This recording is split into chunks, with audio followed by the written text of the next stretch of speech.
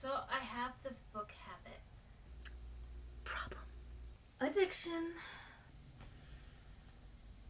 It it started at a young age. Pe- People would just give me books, and I would read them, and I'd finish them, and say I'd liked it, and then they'd give me more, and I'd read those, and and everyone would say, "Good girl," and then they'd give me more, and I'd read them, and that's what I thought I was supposed to do, was keep reading the books and asking for more. Then I learned that money could be exchanged for more books, and this way you got to pick out the books that you wanted, and not hope that somebody would give you books that you liked. And I found ways to earn more money, picking up change, asking for money, or treasury bonds from my birthday cards, or Christmas, or Valentine's Day, doing chores, eat each day of Hanukkah was good for. Well, if you didn't get a book, I mean, I would ask for real guilt, not the chocolate kind. Whatever I could think of to get money so I could buy my books. And the books just kept piling up in boxes, on tables, and chairs. And I really didn't have a problem collecting books and acquiring books. No. It was at the other end. Letting books leave. I can't throw them out or give them away or let them leave my possession. I did get a library card, and I would sometimes borrow up to 10 books a week, but I found it hard giving them back at the end of the week, so I stopped that and bought more books. I don't really go to book clubs and talk about the books I read, because I really wouldn't be patient. I'd just probably take the book and go off on a corner to read it, and not want to listen to anybody. Let them do their own thing. Actually, I used to do that a lot.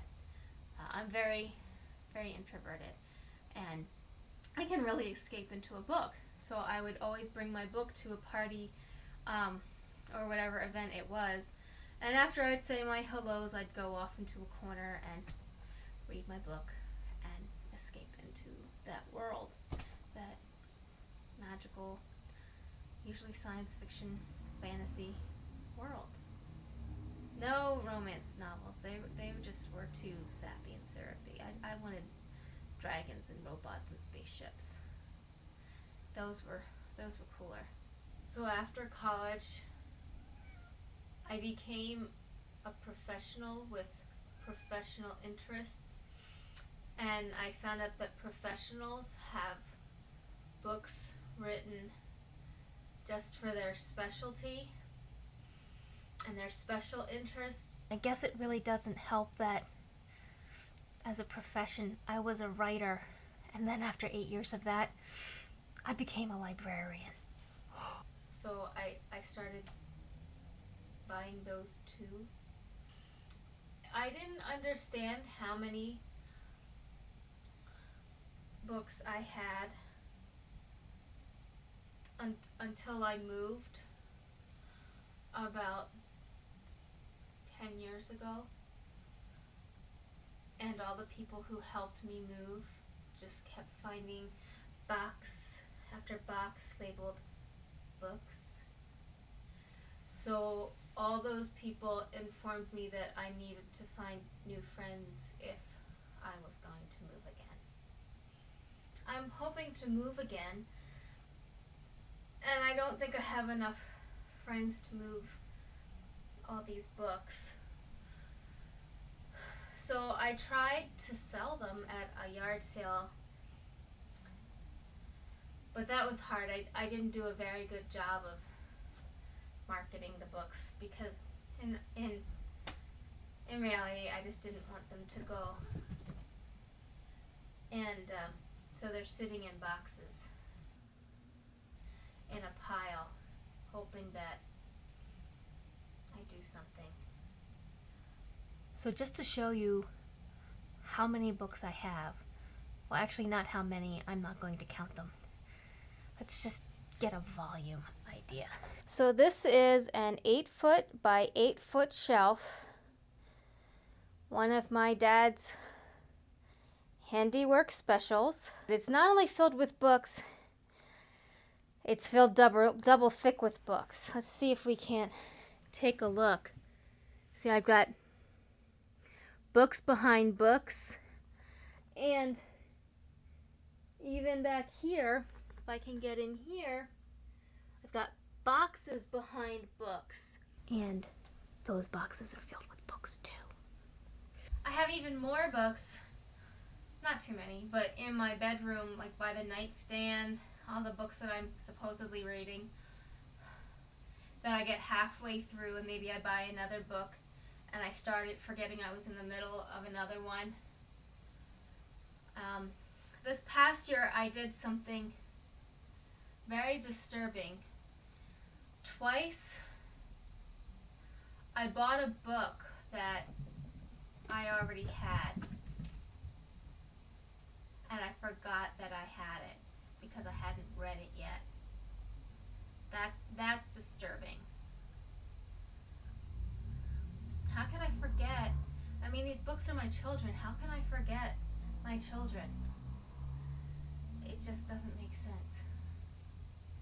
I was on some online dating sites, and some of them are neat because in the profile it says name some of the last books that you read. And whereas I didn't really meet too many interesting people, what I really liked about it was that book section, because I learned more books that were interesting to read, and I would start reading the profiles just to get the books, and never really bothered to go out with anybody. But I thought eventually that $30 a month was pretty expensive for a book club. I would really like on YouTube is to learn more about books, which really kind of isn't the whole point of making videos. I mean, unless we do it, maybe I should do a book review. But it would be really cool if, I would really like it if some people could tell me about some of their interesting books. Books that you liked, or maybe some authors or series that you really enjoyed that I might like, because now that I'm taking the train into work every day, it takes me an hour, I need more books. So your suggestions would be welcome. So I have a lot of books,